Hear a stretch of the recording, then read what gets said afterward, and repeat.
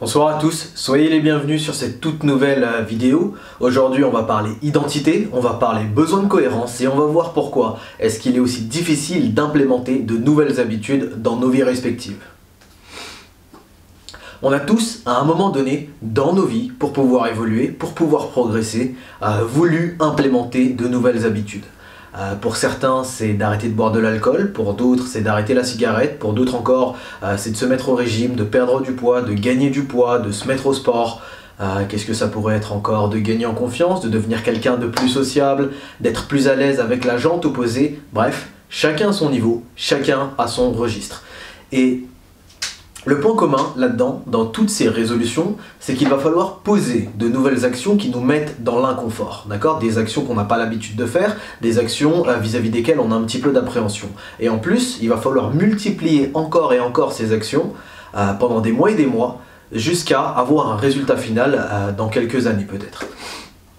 Et face à ce process-là, on est plutôt faible. En général, on passe par trois phases, c'est-à-dire une première phase où on est à fond, où on est très motivé, on arrive à se forcer à faire les choses qu'on n'a pas forcément envie de faire, mais pour le bien, pour le but final, on arrive à les faire. Une seconde phase où là on va commencer à stagner, on perd en motivation, on perd en énergie, et les excuses commencent à naître et à nous empêcher d'avancer. Et enfin on a une troisième phase où là on a complètement rationalisé le fait de ne pas mettre en place cette nouvelle habitude, on a complètement abandonné et on la repousse à l'année prochaine. Et à cette réflexion-là, j'aimerais vous demander pourquoi. Pourquoi est-ce que quelque chose que je veux et quelque chose qui ne dépend que de moi, je n'arrive pas à le mettre en place sur le long terme? Pourtant, j'ai du temps, pourtant je peux rater peut-être quelques fois, je peux sauter quelques séances de sport, je peux me reposer quelques jours, c'est sur du long terme, normalement je peux le faire. Alors pourquoi est-ce que je n'y arrive pas? Et bien souvent, la première réponse que l'on me donne, c'est la motivation. J'arrive pas à me motiver sur le long terme. Et la motivation, c'est quand même simpliste comme réponse. Je vous fais un petit topo rapide. La motivation, c'est tout simplement votre capacité à motiver votre action. C'est-à-dire qu'il y a une action que vous devez faire, mais que vous n'avez pas envie de faire pour X ou Y raison.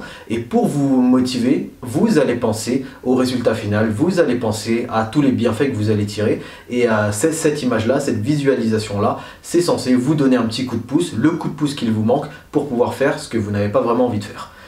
Et donc c'est tout simplement ça, et faut comprendre que on ne peut pas carburer à la motivation, d'accord? Faire quelque chose que je ne veux pas faire, aller à l'encontre de mon corps, aller à l'encontre de mon esprit, ça va être nécessaire, c'est sûr, mais par contre, ça bouffe énormément d'énergie mentale, d'accord? Et le truc, c'est qu'on ne peut pas carburer comme ça tout au long de l'année, toute la journée, et sur plein de pôles différents. Donc c'est une nouvelle résolution que j'adopte, en plus de ma vie habituelle, dans laquelle je fais déjà des actes de volonté, d'accord, dans laquelle je me motive déjà. Si en plus il y a une nouvelle résolution et qu'en plus je vais devoir faire ça tous les jours, encore et encore, je vais pas tenir sur le long terme. Je peux pas compter sur la motivation éternellement, je peux pas compter sur la motivation tous les jours, d'accord? C'est pour ça que la plupart des gens, en général, justement, s'arrêtent, parce qu'ils comptent que sur la motivation, ils se forcent à faire des choses et au final la motivation retombe après un mois, 2 mois, peut-être 3 mois pour les plus vaillants, et au final il n'y a toujours pas de réel process de fond, il y a juste de la forme, de la motivation, je me force à faire ce qu'il faut et je n'y arrive pas. Donc il est temps pour moi d'introduire les deux termes, les deux concepts de cet épisode. Premier concept, c'est l'identité. Second concept, c'est le besoin de cohérence. L'identité, c'est très simple, c'est ce que je crois que je suis. D'accord? Et attention, il y a une nuance, il y a ce que je crois que je suis et il y a ce que je suis réellement. Et les deux ne sont pas pareils. Parfois ça se ressemble, parfois ça se rapproche, mais en général, c'est pas la même chose. Et contre-intuitivement, ce qui va compter le plus, c'est ce que je crois que je suis. Pour une simple raison, c'est que toutes les actions que je vais prendre vont être des actions qui vont être prises en cohérence avec ce que je crois que je suis. Et ça, c'était le deuxième concept, c'est le besoin de cohérence, d'accord? Donc d'un côté, il y a ce que je crois que je suis, et en fonction de ce que je crois que je suis, je vais prendre des actions qui sont cohérentes avec ça. Et ça, c'est tout le mécanisme qui va vous empêcher, ou qui en général empêche, mais ça peut vous permettre de réussir aussi, qui vous empêche, là pour le coup, de poser de nouvelles habitudes. Je vous prends un exemple très simple avec le sport, vous allez vite comprendre. Ma résolution, c'est de me mettre au sport. D'accord? J'ai jamais fait de sport de ma vie, enfin j'ai jamais été quelqu'un de très sportif dans ma vie, et là ma résolution c'est de me mettre au sport. Alors à ce moment-là, il y a de grandes chances que au fond de moi, je ne me vois pas comme quelqu'un de sportif. Je ne crois pas à cette idée que je suis sportif.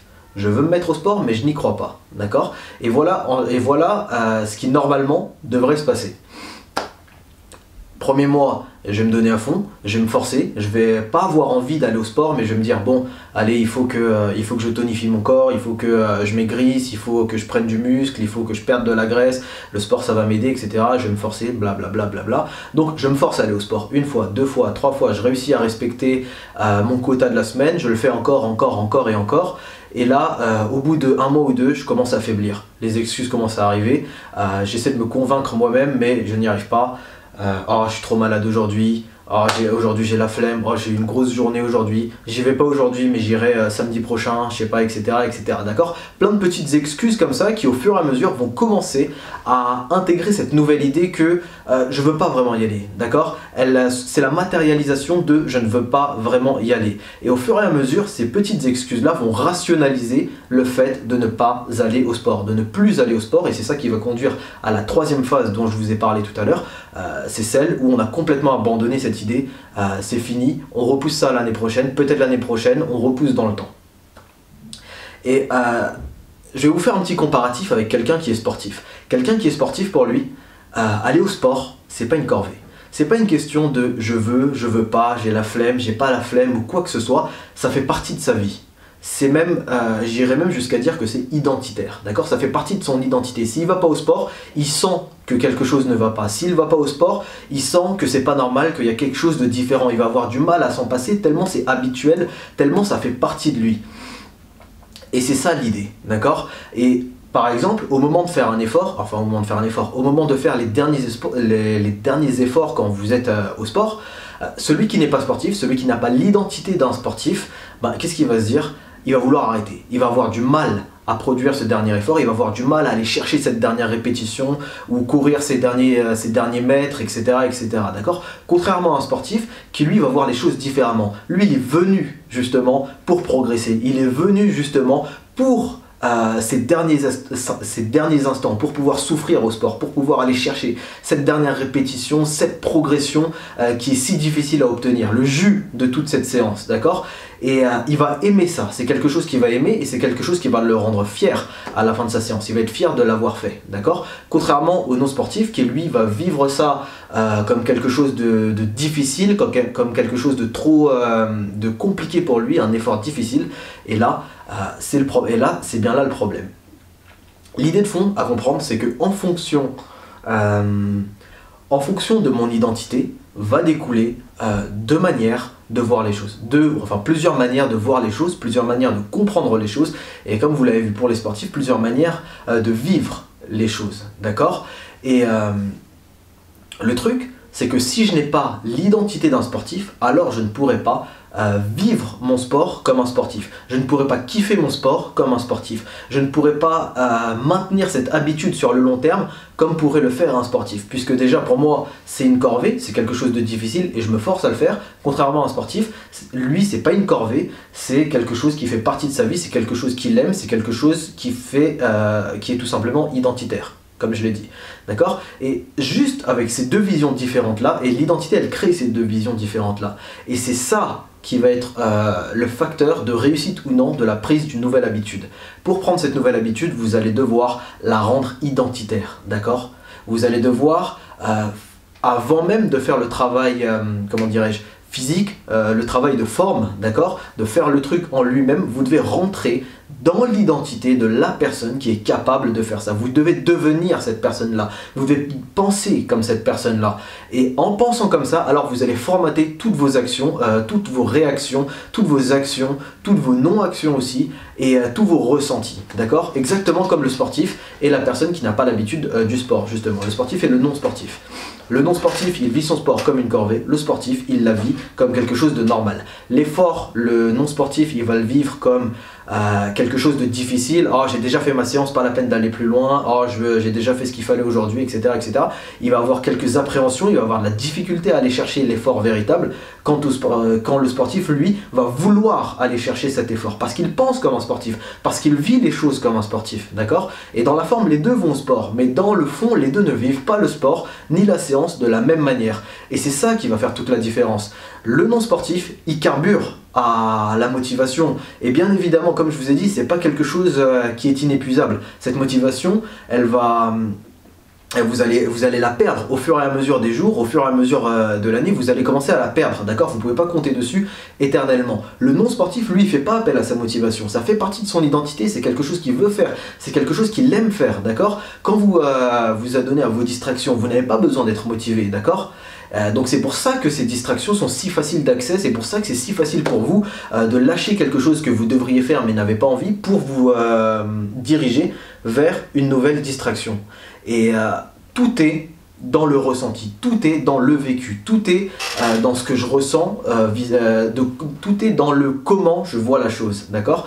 Et pour voir la chose correctement, d'une manière qui va vous aider à maintenir votre habitude, vous devez changer votre identité. Vous devez évoluer, vous devez rentrer dans cette identité-là de la personne qui aime ça. Vous devez commencer d'abord par aimer ça, par vouloir ça, par bien comprendre les bénéfices, par bien comprendre ce que vous voulez en faire. Il y a tout un travail de ressenti et ensuite, là, vous pourrez adopter le travail de forme. Évidemment, les deux peuvent aussi peuvent et doivent, justement, pour que ce soit optimal, former un cercle vertueux, c'est-à-dire que je fais les choses, en faisant les choses, je les aime encore plus, en les aimant encore plus, ça me force, ça me donne envie de continuer à faire du sport. Vous avez sûrement déjà entendu toutes ces histoires, des gens qui n'étaient pas sportifs mais qui au final commencent à aimer leur courbature, commencent à aimer cette sensation de se donner à fond, etc., etc. Et en fait c'est ça qu'on va aller chercher, d'accord? C'est se transformer son mental, transformer son mindset d'abord, ensuite faire les choses sur une base régulière pour que ce soit agréable à faire, pour qu'on ait envie de le faire, pour qu'on y trouve du sens à faire cette action-là, plutôt que de carburer à la motivation encore et encore.